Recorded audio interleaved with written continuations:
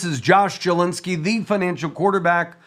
We're with Joe Saul-Sehy, author of the book Stacked, which is a brand new best-selling book. It's your super serious guide to money management. You may have heard him on the Stacking Benjamins podcast. So, Joe, for those of our listeners who've not heard your Stacking Benjamins podcast, give us a bio. How did you get into finance? Oh my goodness. Yeah. Thanks for having me, Josh, because this is super exciting. I am a guy that I was a financial planner for 16 years, and I actually got this rather than tell you, I mean, I can tell you about how I got my personal finance job, but I think it's probably more entertaining about how I got into financial media, because what happened was I was working as a PR rep for American Express and for Ameriprise. I was one of 12 people in the nation that were personal finance subject matter experts that would talk to the media. But I also had my own practice. One day I'm sitting at my desk and a friend of mine writes this letter that he's leaving the company. And what's funny, Josh, and maybe you know this already, but a lot of your listeners and viewers probably don't, is that this type of a firm and these types of jobs, this is not like I write a letter saying goodbye to everybody. This is a Jerry Maguire, I leave at midnight with all the client files, right? And I go and do this thing that's completely, fighting for clients. So I make this move, and immediately, excuse me. Josh, are you even still there? Yeah, I hear you. Oh, fine. God. Sorry, because I'm just seeing myself twice now. Okay. So we'll have our tech guy. Maybe he can help you. I don't know. Yeah, sorry. That's why I got so confused in my story. No, we're there. So Jerry Maguire, you're Yes. doing, yeah, I mean, I guess you have to be in the financial business, but if you're leaving a big firm, yes, sometimes that's a no-no. Do the clients go? And then when you leave, all of a sudden these clients are potentially going with you, or they're staying with your old firm. So it's very meaningful. Yes. So this guy writes a letter. He writes a letter saying he's leaving, and he talks about, you know what? I know I like financial planning, but I don't love it. And I don't know what else I want to do because of the fact that I've been doing this for so long, so many hours per day, that I don't know what I want to do. So he said, I've been lucky. I've saved a bunch of money. I feel like I'm ready to make a move. And so I'm going to go see what other mountains there are to climb. And I thought, and a lot of people thought, that he was being metaphorical, whatever mountains. But nope, Josh, he was not being metaphorical at all. He actually climbed Mount Everest twice. Wow. He's climbed most of the tall peaks around the world. And really, this guy was a huge inspiration. And I was getting ready to have my 40th birthday. And I went, you know what? I like financial planning too, but there are things that I don't love about it. And I have other mountains I want to climb. And I also work too many hours doing this job that I like but don't love. And it's funny because I feel like a lot of people that you and I talk to, we spend so much time making money and on the treadmill and doing the thing. We don't think about what we actually value. And so I decided at age 40 to sell my firm, went back to school to become a high school teacher and a track coach. Wow. So then I'm in these classes and I'm bored to tears, because what I found out, which my clients had warned me about that were already teachers, told me, they said, Joe, you'll be a great teacher. However, you're not going to really get to, which is so, God bless teachers, man, just God bless teachers. But I was writing people's scripts. I was writing their newsletters to clients. I was doing this stuff just to make a few bucks while I'm in school. And then I do the math, and I'm making more than a first-year teacher per hour than I am if I was teaching. And I'm teaching people about money. So that became a blog. The blog became the podcast. And now the Stacking Benjamins show has been a podcast for 11 years almost. We are on episode, as we record this, episode 1235 of the Stacking Benjamins show. Wow. So how do you, your listenership, how many listeners do you have? I know it's one of the more popular financial podcasts in the world, but how do you measure that? Sure. What's that? How do you measure that? I know you guys are pretty big.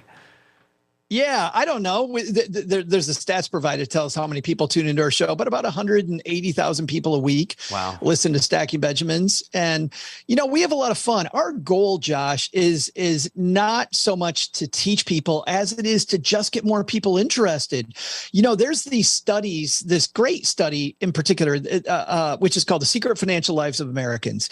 And I start off by saying studies, because this is the only study that says this. You've seen this before, but this one really hit home because it's these people who were anonymous who are telling these people about their secret lives. And we've all worked in an office environment before. These people that steal lunches out of the refrigerator, nobody knows who it is. There's always some jerk in the office who's stealing people's lunches. It turns out that person's not being a jerk. That person's messed up their money so bad that they have nowhere else to turn and they're starving and they have to steal your lunch. Or people have dumpster dove, or people that have admitted that they would trade sex for money. All those are just disturbing stats. But the one that disturbs me the most. Wow, that was never me. Thank God. I want to get to that, but a funny story. When I was new in the business, I was in debt, going to grad school. I worked at the Wellington Fund. And the nice thing and I had no money for food.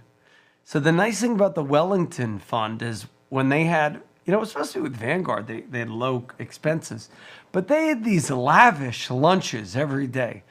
And I would love when they had lunch because I would wrap the old sandwiches, and it was great. So just reminded me of that. But they didn't. I didn't steal it. I didn't steal them. They left them out. But you did have lunch. You had dinner. We would have those mutual fund people come into our office. Josh, same thing. Mutual fund people come into our office and eye about our money. Nearly half of us. And you'd think, by the way, there's people living paycheck to paycheck, and that number is higher by just a little bit. But of people making, and I think it's over $200,000 a year, $250,000 a year. Of those people, nearly half of those people are crying about their money. And so clearly, with all the fantastic shows like your show and all the podcasts out there, all of the books out there, all the stuff out there, why are we still leaving so many people behind?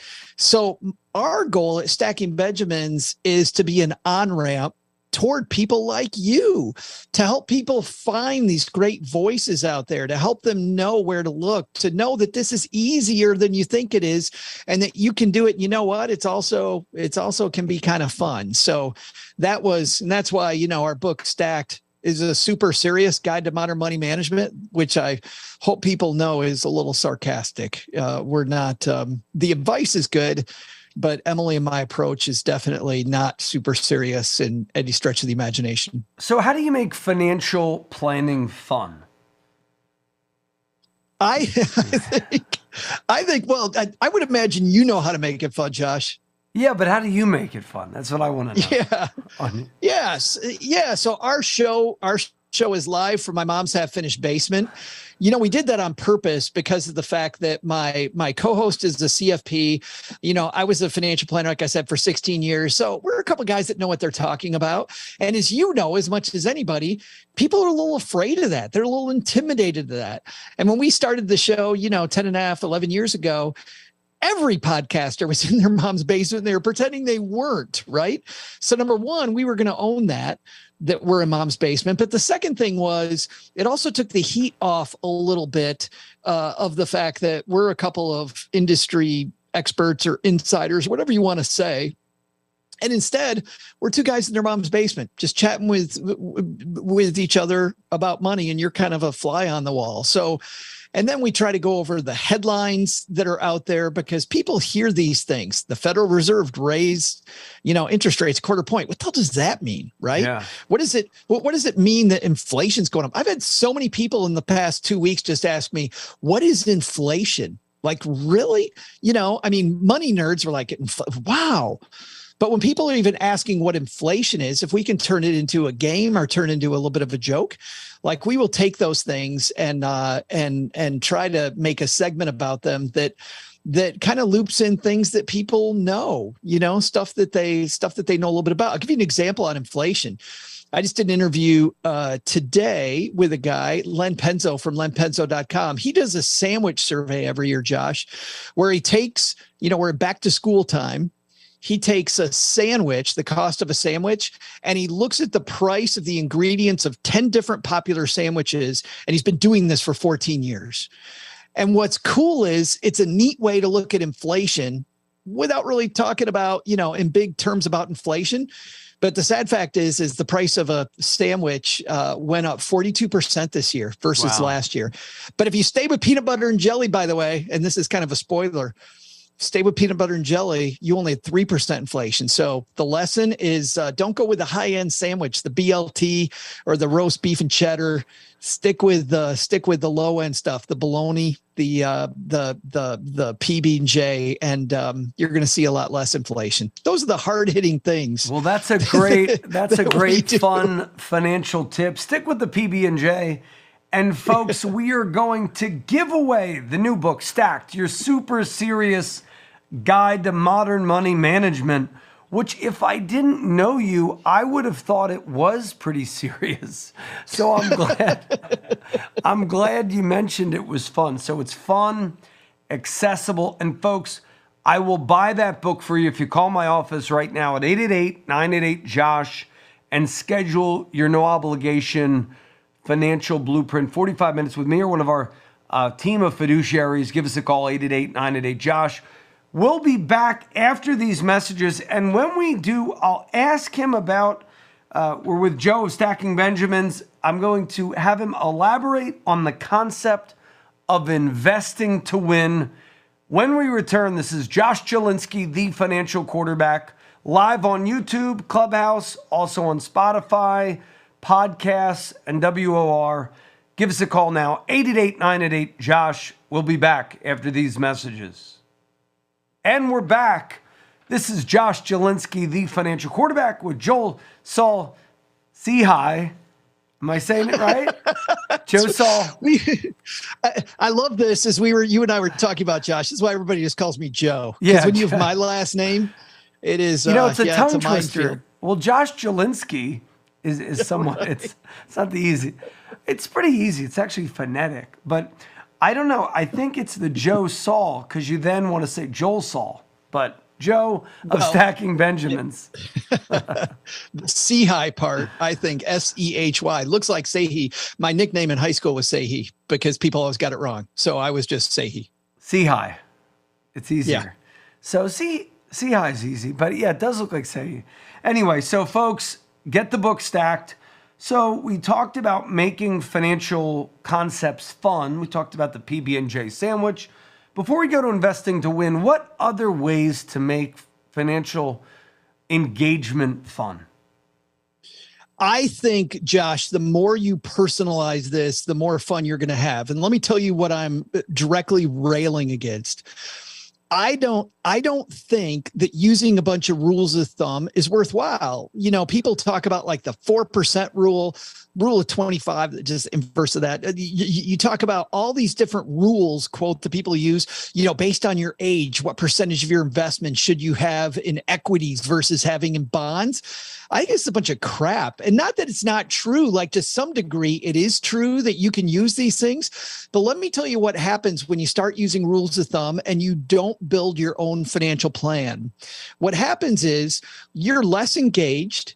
It's not as sticky, so that when things go wrong, when investments go sideways, when the plan doesn't go the way that you thought that it would, you jettison it. And you end up with this fear of missing out, this FOMO that a lot of people get. So you're picking investments for the wrong reason. You're investing in this way that has nothing to do with what your goals are. What I like instead to do, I like doing this thing called timelining your goals, where you just take out a regular sheet of copy paper, whatever, and on the left side, put yourself as like a stick figure, draw a line that represents the rest of your life. And instead of doing the same goal exercising thing that people always do, instead draw little circles of your goals on this timeline. And now the goals are time specific, so you know exactly when they are. You can tether your investments to the goals, which I think is a big part of winning. Oh, what's funny is that when I was a financial planner, we'd have, investments for this, investments for that. A lot of my clients back then didn't even know the name of the investment. They just said, oh, this is the new boat fund, or this is my kid's college fund. Yes. So I like this idea of tethering because you're much more likely to stick with the plan if you tether it to these goals. If you begin with the end in mind, you're much more likely to stick with the plan. If you build it on this house of cards, which is a bunch of, these rules of thumb, I don't think it's that great. It's not so much about the rules of thumb as it's about engagement and stickiness. I want people to use their plan. That's beautiful. I don't like rules of thumb. Here's why I don't like them. It's sort of like, what's that Mike Tyson quote? It always does great until you're punched in the mouth. What's that? Yeah, the planning is great until you're punched in the mouth. Yeah, because you don't have, if you think about that, people are feeling punched in the mouth right now. So with the couple, even earlier today, they came to us, said, hey, I'm tired of losing 20% when the market's down. And I just said, well, how much don't you want to lose? And how much are you okay to lose? We just did, it was like 2/3, 1/3. It was very simple. And they had ownership of it. So that's a great idea. But how do you get people to stick with their plans when they get punched in the mouth by the market? Well, and I think the key is that if you're down the way the market is, I think the key, for anybody who's a professional, and I think even if you're not a professional, the first thing to do is compare what you're doing with what's happening in the marketplace. Because the key, whether you're an automobile mechanic or you're somebody that has a sink that's dripping, the first thing you do is don't just go gut everything. You look and see where the actual problem is first. And if the problem is you and your investment strategy, and maybe you don't have the right investment for the time frame, right? Then I think that you change the investment. But too often the investment is fine, the time frame is fine, but the overall market is down, but we don't look at the market conditions. What I like to do as a part of that timelining exercise that I talked about just a few minutes ago is this. I like building then in these milestones. So if my goal is to put my kids through college and they're like 3 years old right now, and the market goes down, every 6 months, I like to look and see, am I ahead or am I behind? Well, clearly, if you're in any type of stocks right now, you're down. You're behind on your goal. And if you're behind on that goal, you go, okay, is my investment right? Yeah, my investment's down less than the market or maybe equal to the market, whatever it might be, whatever is acceptable in your investment policy statement, which is a whole different ball of wax. But once you know how much that's down, if you're okay with that, what's the other move to make to get caught up? Put more money in, right? Because that part's wrong. So what I found was when we would look at this every 6 months where we're at, if we're behind and it's not my investment's fault, then the thing I need to fix is how do I then get caught up, which is going to be saving more money. So then I start looking at my income streams. I start looking at my budget. Are there ways that I can save more money? Are there things that I can do? Or do I just push this goal back? Which means that when the market's low, Josh, using this strategy, when the market's low, you're going to put more money and you're going to buy low. When the market is high, let's say that you're looking at your milestone and the market's done really well. Well, if you're ahead of the game, you have some choices then too, right? I can slow down my saving right now and spend more money over the short term. Might be dangerous because we might get behind later. So don't love that. But if you need to, or if you want to, you can do that. You could push the goal up. You could spend more money during the goal. So there's all these cool things we can do that I think are really creative when we build the plan again, versus using the rules of thumb. Like, I'm with the rules of thumb thing drives me crazy. Because the rules of thumb do not help people behaviorally. Because they go, I'm down, you could have a portfolio that's down 10%, and 10% of a big number is a big number. And people say, heck, this was my salary for 2 years. Yes. And then they go, I'm going to sell everything and go to cash. Sometimes I go to my clients, I say, let's sell everything. Okay, we're going to sell everything. And then they go, no, I didn't mean that. I go, well. Well, that's the thing is that sadly, people talk in percentages, right? They talk 10%, they talk 20%. Well, as you get older and your portfolio gets better, I remember people saying, oh, you're only down 20%. Well, if you've accumulated $1 million, you've lost $200,000. I like thinking about it in real numbers for that specific reason too. Like we're much more likely to get some real feelings out on the table about what we're actually going to do. And I'm with you. The behavior is by far the most important thing. Like everybody questions, the diet coach, the exercise coach, the financial planning coach, whatever it might be. We question all these things. Guys, it's kind of about the diet, but it's much, much more about what you do with it. Like it's a very simple equation, right? Save more money, give yourself the gift of time, be in a time appropriate investment, nothing sexy. You can do some really big stuff. You can do some phenomenally big stuff without having to get super fancy about it. Definitely. You could do plain vanilla and be okay. So this has been fantastic. We're going to go to our next break of the hour, folks. Get the book today from Joe of Stacking Benjamins. The book is called Stacked, Your Super Serious Guide to Modern Money Management. And folks, give us a call, 888-988-JOSH. Get the book. Do you prefer people go to your website to buy the book, Amazon, or wherever? Yeah, wherever books are sold. I like supporting your local bookstore, man. You know, these little bookstores are great places in every neighborhood.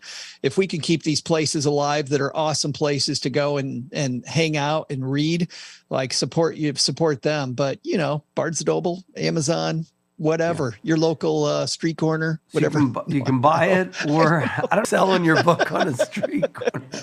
Hey, man, I got some of this. There you go. You got to buy it. So, folks, give us a call, 888-988-JOSH. I'll give it to you if you schedule your 45-minute what do I do with my money with all this volatility review.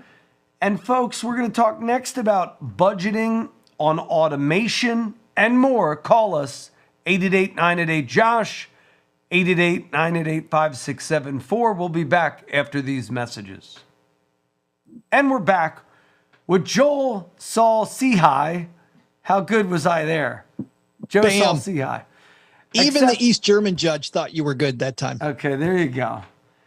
Elaborate on the concept in your book called Investing to Win. Well, there's two different things going on here. There's investing to not lose, and not losing and winning, as you know, Josh, are two totally different things. I mean, as the financial quarterback, we're playing to win, right? We're playing to win. And if we are investing to win, then we are investing by making sure that we have the right stuff in our portfolio. Now, here's the deal. I have a chapter in my book called How to Get Rich Quicker, which is meant to be sexy, a little bit clickbaity on purpose, because you can get rich quicker. But the way that you get rich quicker, I want people to know by the time you finish that chapter, and I'm just going to give it away here. It's kind of boring, probably, right? No, actually, it's pretty exciting. But I think that's the point, Josh, is that the key to making sure that you win is good diversification and making sure that you have the right time frame investment. Meaning, every investment has a growing season. It has I'm a guy from West Michigan, from farm country. I worked in cornfields, planted huge crops every year, would work at the local farms, and every single crop had a growing season. And so, as an example, with stocks or real estate, it's over 10 years, right? If we're using cash, I don't want cash. Like people say, oh, but I'm in cash because it's safe. Well, hell, what's inflation right now? I mean, the consumer price index is well over 9%, and real inflation probably closer to 15, 16% if we look at the way it really probably should be. Well, your one guy said 40%. Calculate. Yeah. I mean, well, yeah. The price of a sandwich. I mean, if we take a look at real inflation, if I've got money sitting in cash, I am very safely losing money. I'm losing purchasing power on all that. So I have to look at the growing season on investments. And my key is with these long-term investments to find things that historically beat inflation. Now, then we diversify to make sure that we're going to get there. If we want to get rich quicker, what do? We under diversify. and we don't get it wrong, right? Because the less you diversify, the more, and I'm going to get a little a little insider baseball here. The higher your standard deviation is, the more the up and down then is in your portfolio. As you cut out investments, you increase that wiggle. Just pick things that are going to wiggle, pick things that are going to go up more, and you're much more likely to get rich. And I hope as people hear me say that, they're like, "Oh my God, that sounds risky." Yes, it is. I mean, there's a guy who's the bajillion pound gorilla in this space, Dave Ramsey. Dave Ramsey tells people to diversify with their investments. That is not, let's be clear, Josh, that is not how Dave Ramsey got rich. Dave Ramsey didn't get rich taking Dave Ramsey's advice. Dave Ramsey got rich having one company. If you want to get super uber rich, under diversify and don't be wrong. However, the threat of being wrong when you only have one company is pretty big. So my point there is, the original question was, how do you win? I think the way you win is that you build the foundation, you build it on a solid foundation, and then you're much more likely to win if you give the gift of time. As we said, last segment, you could be plain vanilla, use exchange traded funds, mutual funds, be well diversified, make sure that your portfolio is, just give it the gift of time, and you don't have to do any of this sexy stuff. And you even made the comment, Josh, that you'll be okay. You wouldn't even be okay. You could be uber wealthy that way. Like, you don't need all of these sexy things that I hear about on TikTok, where I'm like, are you crazy? Some of this stuff is just absolutely nuts. It's crazy. So, Investing to Win in the book Stacked. Let's talk about budgeting. How do we budget? You talk about budgeting being automated. I don't know about you, but I don't know if I've ever really had a budget personally. This is a true confession. Man. I never budgeted. What I did was I just saved a big chunk every December. That was how I started, and just saved percentages and lived off 80%. Actually, when I started, I lived on like 30% of what I was making. So I guess it was like automated budgeting. I learned to live on the rest and save first. Yeah. What I think about automation, because these are really two different things. But when it comes to budgeting, Josh, you have a budget that my friend Paula Pant at Afford Anything talks about a lot. So to give credit where credit's due, she talks about the anti-budget. Who is it? What's her name? Paula Pant. Her podcast is called Afford Anything. You can afford anything, just not everything. Yeah. Super, super person.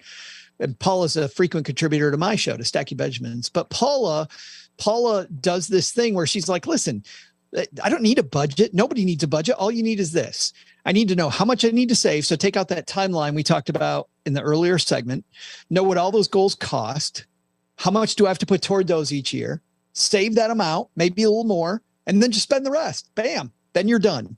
Just don't get into credit card debt. Now, for a guy like me, I was a money disaster early on. I did not understand the value of a dollar, and I was very happy using other people's money. So back in 93, 94, man, starting in 1986, I got in huge credit problems. I was a money disaster. So for me, having a budget where I knew I wasn't going to spend outside my means, super duper important for me to have a budget, because it doesn't matter. And this, Josh, I think is a lie that a lot of people believe. A lot of people that have money problems like I had believe what I believed back then, which is this: if I just make more money, it'll solve my problem. Now, don't get me wrong, making money is great and we need to make more money. But if you don't have a budget, it didn't matter if I made $80,000, I was going to spend 90. If I had made $150,000, I was going to spend 170,000. If I made $1 million, I would have spent 1.2. It did not matter how much money I made. I could not earn my way out of crappy money habits. So for people like me, having two things: number one, some way to track money. So a lot of people use Mint. I don't love Mint because there's a bunch of ads on Mint. I've used Marcus Insights, which, believe it or not, even though it's a Goldman Sachs product where they're hoping to get new customers, it's a pretty clean app. And it used to be an app called Clarity Money, developed by Adam Dell, Michael Dell's brother, the Michael Dell from the computer company. Great app at Marcus Insights. I like Money Lion's app. I like a lot of these tracking apps, but tracking your money is not the same thing as a budget. Then on the budget side, so the best tracking app is Markets Insight. You think it's Marcus? You know Marcus by Goldman Sachs, Marcus. Yeah. They have an app called Insight. It's free. You don't have to be a customer. You know what else is great to track? If you work with a decent bank, they just have a great banking app. That's it. Now, that's on your phone, and apps don't matter if you never look at them. So you have to actually look at them. So what Cheryl and I do, we have a weekly meeting. It's 20 minutes long. It's either over pancakes or wine, depending on what time of day it is. If it's in the middle of the day, heck, we can go both just to get crazy. But we just spend 20 minutes and we set a timer. And all we do, we look through last week's expenses. We look at next week's expenses. We talk about how we're going to spend money, and that's it. That's great. We don't do anything beyond that. And you know what happened? Our money fights went away. All of a sudden, we knew we were on the same page. But I've been experimenting with some of these other things then on a budget, looking forward at next week's expenses. So I've been looking at this thing for people that aren't on video. I'm showing Josh a card. Been experimenting with this. Cool. I experiment with these fintech apps all the time. This is a thing called Cube Money.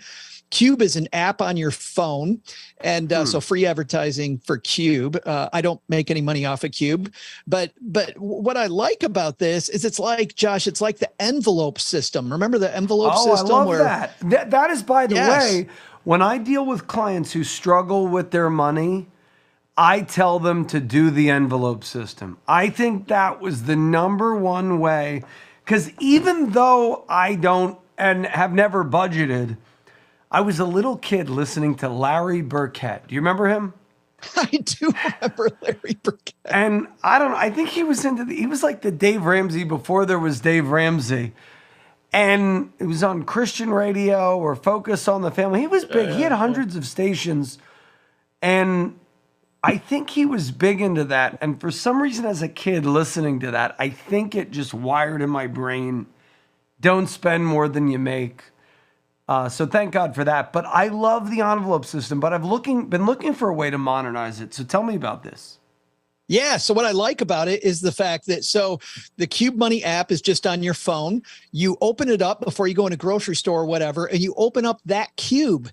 And what's cool is all your money's in one account, but just that little bit can be spent. And if you go over that amount, it rejects the transaction. And different than like Bank of America, these stupid overdraft fees, zero overdraft fee. So I like it for a couple of reasons, especially people that are like I was, where you're bad with money. Wow. Number one is there's that second where you actually got to open up the app and you have to open the envelope. Just this little circuit breaker to go, you know what?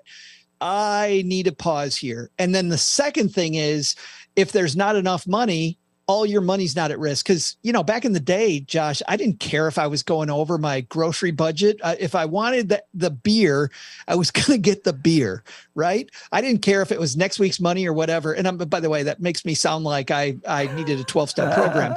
But if it was salary or whatever it might be, whatever the thing was that I wanted, if I'm eating at a restaurant, whatever it was, I was just going to do it because I didn't have enough respect for money. And what's cool is that over time, just by having a good budget and having money go automatically to the right places, I got good with money and fairly quickly. And now I'm the opposite. Now I use credit all the time. I use credit card reward points. I play the reward game. I don't play it well. I just don't have the kind of time to churn credit cards. But I do the opposite thing because I pay my bill off every month. And so why not take advantage of rewards to do that? That's me too. I love that. Although we had one of those point guys on one time. This guy knew how to get 9 for 1. I'll tell you what, I'll give you my credit card tip later. But I think the majority of people can't do that. I'm going to get 9 cards in milk. I think you need maybe 1 or 2 that you know how to master well, because you could be paying all these annual fees. And a lot of those guys will get a cut from each credit cards company. So you do got to be careful for that. Take our next break. And when we return, with Joe of StackingBenjamins.com. His website is Joe Saul-Sehy. His book is Stacked, Your Super Not So Serious Guide to Modern Money Management. We're going to give that book away for those of you who schedule and keep your no obligation. And I'm going to give you 7 ways at our webinar. We can do Zoom, in person, or whatever you want. 7 ways to save taxes in 2022 guide. So call me now, 888-988-JOSH, 888-988-JOSH, 888-988-5674. And we're back. Joe, I've wanted to interview you for a while, so it's very fun that you're on. I've wanted to interview you since we were on that Clubhouse room with Bobby Rebel. So fun. We had fun. I think we had like 10 really significant financial journalists and people. And I think our topic was something about how there's a lot of scammers on the internet.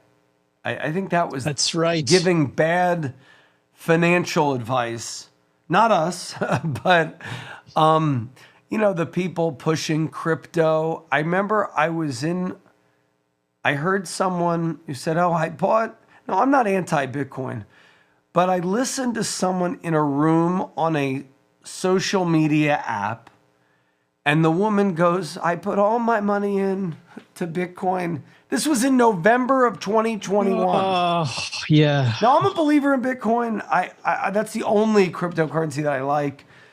But, and I was telling people in the room, I said, I'm very conservative. I said, you should have 1 to 3 years of cash in the bank before you want to hodl, millions of dollars in Bitcoin. And they were all making fun of me. It was funny. And then I was proven right anyway. So, and I like Bitcoin. It was in a Bitcoin room. And then this poor woman goes up and say, I mortgaged everything and bought Bitcoin. Basically because she was so enthused. She was in this frenzy over Bitcoin that she bought a lot. I think she said she bought like $800,000 worth of Bitcoin and like high-flying meme stocks and AMC. Woman probably lost $600,000 in the last 7 months. So that study I was telling you about earlier, The Secret Financial Lives of Americans, where half of us cry about their money, Josh. There's another piece of that where they talk about part of the problem with investing right now is that so many people spend so much time on social media, and social media creates this place where people, a lot of people in crypto weren't really thinking about crypto. It was the lottery. It was the can't lose lottery. Look at how real estate took off. The people that commissioned this, that did this study, they even lay a lot of the real estate boom at the fact that it's Instagrammable. If everybody's making money on real estate, well, hell, all I do is I go do a little house fix up, right? I watch these house fix up shows. I spend $3 fixing up a house. I sell it for a few $100,000 more, which the numbers they use even on those shows are just ridiculous. And I think if you know a little bit about fixing up houses, they're kind of ridiculous. So it's really frustrating for me that people, instead of doing due diligence and creating an investment policy statement, which, by the way, I hate these words because they make them sound so tough. It's actually really fun. It's more easy than you think it is to do these things. And I think that if you've got somebody to help you make sure you're not messing it up, like, don't get me wrong, you still go to the meetings, you still know the stuff, you know how everything works, but you got people protecting your backside. I think, heck, you're going to do so much better than playing this lottery game. What happened, Josh, to all these? I want to make fun of them now because, like I have a respect for crypto, and I myself had begun buying crypto after I made fun of it for a long time. And but still money I can afford to lose, right? Not a ton of money. It's not the hull of my ship, so to speak. It is this smaller part of my portfolio. But what's happened to all these crypto bros that were crypto experts that were in all my social media feed? Like, where the hell did they go? Because I had a ton of them in my feed a year ago, and I have none now. Like, I rarely, as I'm flipping through Reels or I'm on TikTok or wherever, I don't see any of these people anymore like I used to. Well, I think it's the algorithm, right? So if the algorithm promotes whatever, infinite banking, it pops up. If the algorithm, I think they're gone, though. I think they're gone, Josh. I'm going to disagree. I think most of these crypto bros just went bye-bye. I mean, their meal ticket went away. They were telling you how you were going to get rich tomorrow. You're going to get rich right now. Back the truck up and look at all these people like you're talking about that lost all this money. I think they're gone. I mean, maybe part of it's the algorithm that I just don't pay attention, but I don't think so because I think it's three reasons. Three reasons. They're broke. Number one. Yeah. Number two, they were scammers. So literally many of these cryptocurrencies were Ponzi's. So they were pumping, this coin or this NFT. Or third, I don't know. It was a good third point, but I lost it. Yeah. But scammers, yeah. I mean, you go ahead. But basically, I'm troubled. Real estate's a good one though, because real estate is a good long-term investment. Absolutely. But a lot of people are plowing money in now, and it's the exact wrong time. It's like buying stocks in December of 21. Comment on that. More people have gone broke over real estate. Me, I'm a pretty smart guy financially. I've done well for myself coming from negative 60 grand in credit card debt to start my company. And coming from my parents had no money. I find real estate, unless you're in it for the long haul, a very hard road for the average person to become a landlord. Comment on that, because a lot of people think, I'm going to get rich. Real estate is you get rich slow over 30, 40 years, not within a year. Real estate creates more visible winners, and because of one reason, Josh, I believe. It's because of the mortgage. Because of the fact that you can use other people's money to leverage your smaller investment. And when that thing goes up, right, you only put a small percentage of that money down, and now you're using somebody else's money to get rich more quickly. But here's the inverse of that, because whenever, like we were talking about with under diversification, if we under diversify, if I'm not wrong, I'm going to make a ton of money, but if I'm wrong, I'm going to lose a bunch of money. And I mentioned Dave Ramsey with one company getting really rich earlier. Before that, Dave Ramsey went broke on real estate. And, that's his story. So he went broke under diversifying, and then he became wealthy under diversifying. With real estate, it's the same. If I invest in a property and I'm right, I'm using somebody else's money. So that money's going to go up in a hurry. And everybody thinks, by the way, that this is not risky because we call it a mortgage. You can do the same thing with your stock portfolio, right? You can take your stock portfolio, you can use other people's money. We call it a margin loan. And what does everybody do? Or we call it options. We freak out and we say, wow, this is super aggressive. And by the way, it is. But just to draw a difference between, two long-term assets, one thing in real estate we think is this safe thing, and the other we're like, are you crazy? Why would you do that? Which brings up the other side of the real estate equation, to your point, which is when downturns hit, when you invest in real estate at bad times and you're using other people's money and your property goes upside down, look at what happened in 2007, 2008, Josh. It flushes people far more quickly than even the stock market does. Oh, definitely. So real estate will build people quicker, but it will flush you quicker if you do it wrong. So like you, I love real estate. Real estate and stocks are the two things historically that have beaten the pants off inflation, and that's what we need. But yeah, if you're going to go into the landlord game, it's a long-term deal. It's not making money in the next 6 months. Yeah. And my portfolio isn't giving me the 3 a.m. call. Hey, I remember one time I was a tenant. Fix my toilet. I remember one time I had a rental property. The tenant calls me. She goes, my daughter's going to die. I need a refrigerator. So I literally was scared.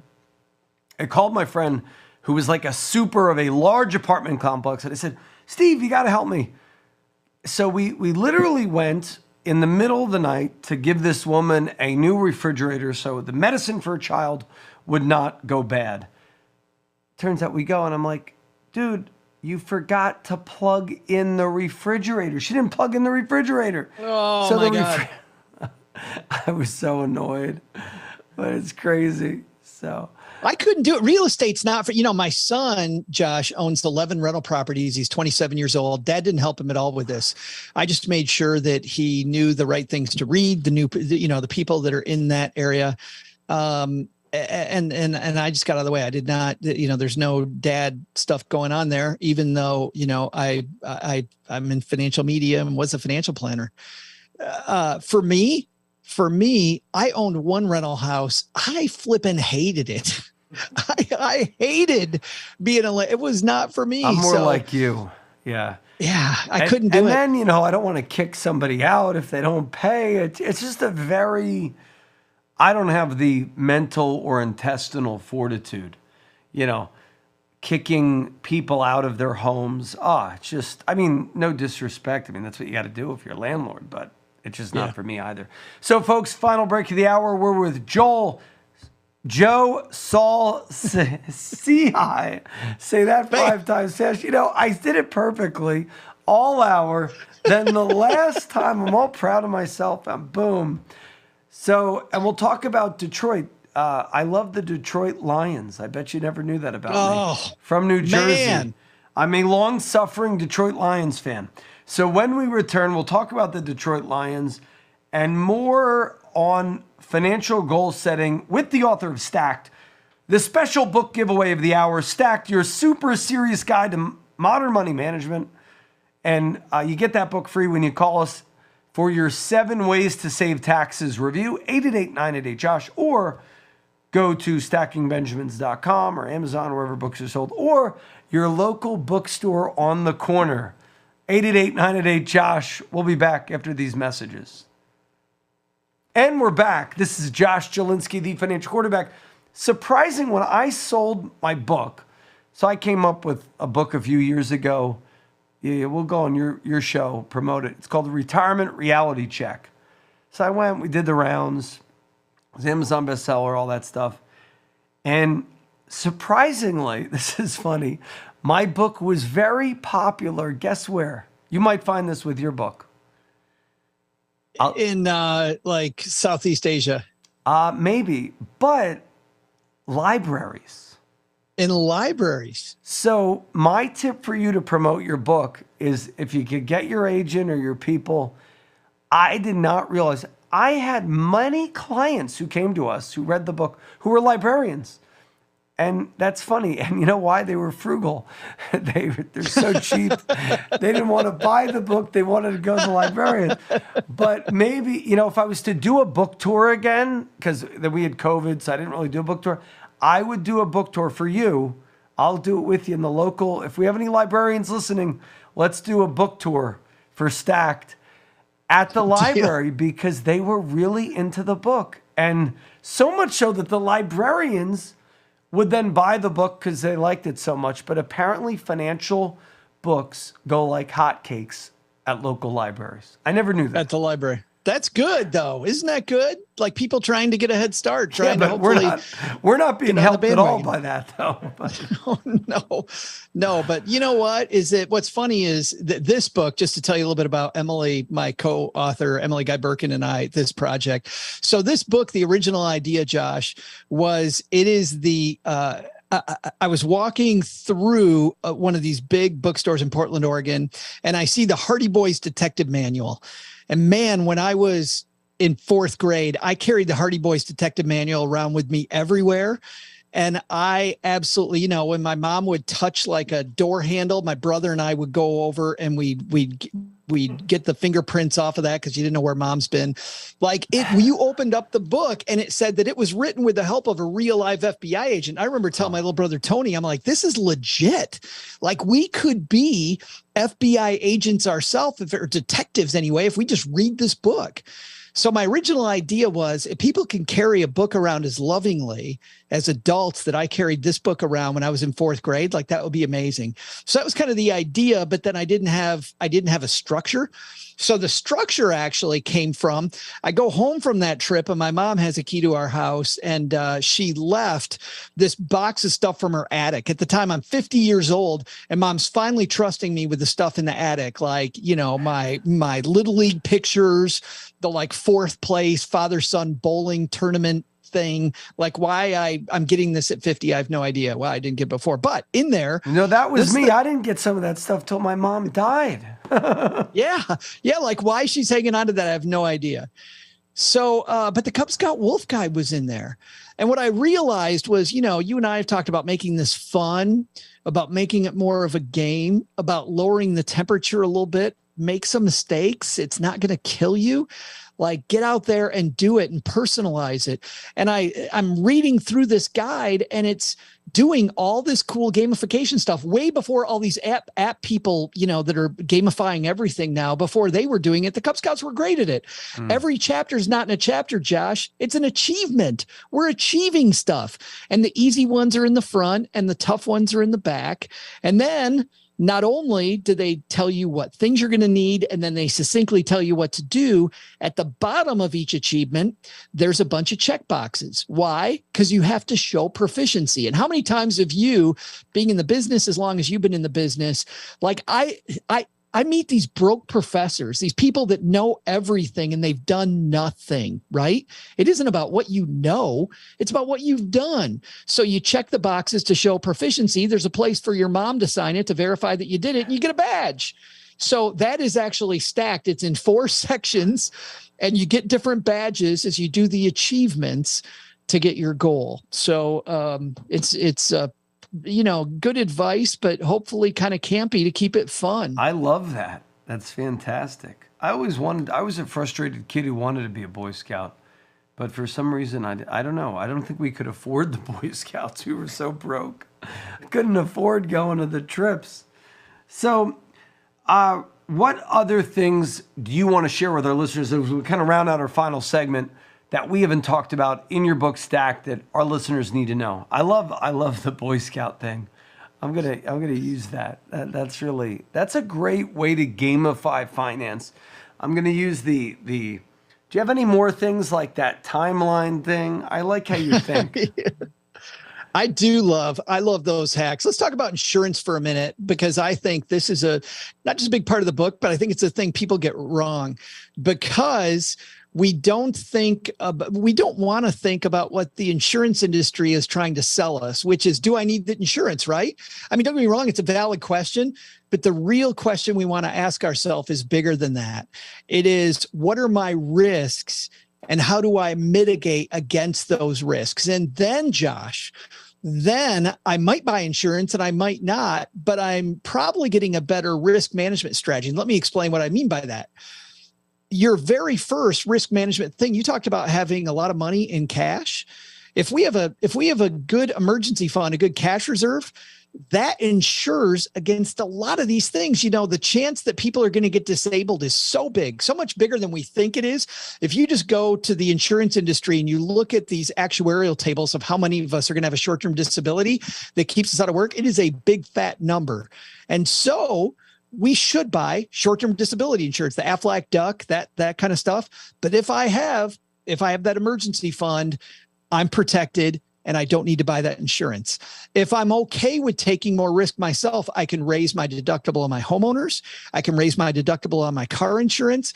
I can think differently about all my insurances and maybe save a bunch of money and maybe have better coverage, right, overall, because I'm doing some self-insurance and I'm relying on insurance for those big things.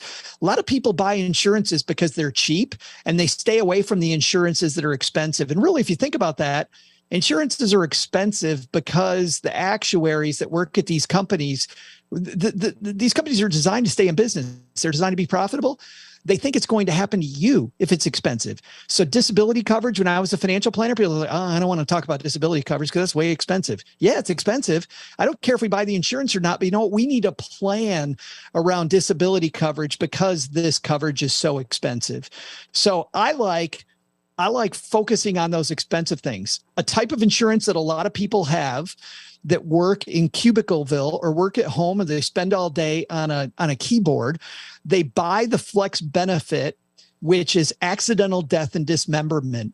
Accidental death and dismemberment's phenomenal if you work in heavy machinery because it'll pay if you poke an eye out or you lose a finger.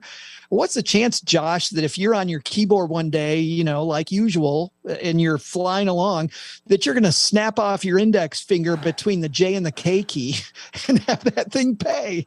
I don't know. Our office is pretty rough, so maybe in our That's right. You know, right. So I love avoiding the accidental death and dismemberment and spend that money on insurance you really need. Yeah, right? that's actually a great final tip as we round out. If you have a 20-something, if you are in your 20s or 30s, get disability insurance now with a future increase option. I mean, my dad got disabled at 40. It wrecked his financial life. One of the most proud moments of my financial life as a financial advisor was when I could afford the most expensive type of disability. You know, the own occupation to 65 or 70. Cost of living rider. All that stuff. I was very proud of that. And by the way, when you're doing it at like in your 20s, it's so much cheaper than when you're in your 50s. So get disability insurance early. Probably the most long-term disability. You don't really need the short-term unless you don't have an emergency fund. If you need the emergency fund, if you don't have the emergency fund, get the Aflacs. And that emergency fund, by the way, Josh, is your number one insurance protection. That is. I mean, just build it yourself. That is your number one. Exactly. Well, thank you so much, Joe. This was fun. Joe Saul-Sehy, author of the book Stacked, co-author with Emily Guy Birkin, your super not so serious guide to modern money management. And go buy the book today, or I'll give it to you for free if you schedule and keep your no obligation review. 888-988-JOSH, 888-988-5674. Thanks so much for joining us, Joe. A lot of fun. Dude, thanks a ton, man. This has been a blast. So glad to catch up with you. Great. It's fun. And I like all the charts. I'm going to have you on again. Your next book will be like charting. I like those visualizations because we often think they're dumb, but they're not. They're so powerful. You know. So good. Thank you so much. Great to have you on. Thank you.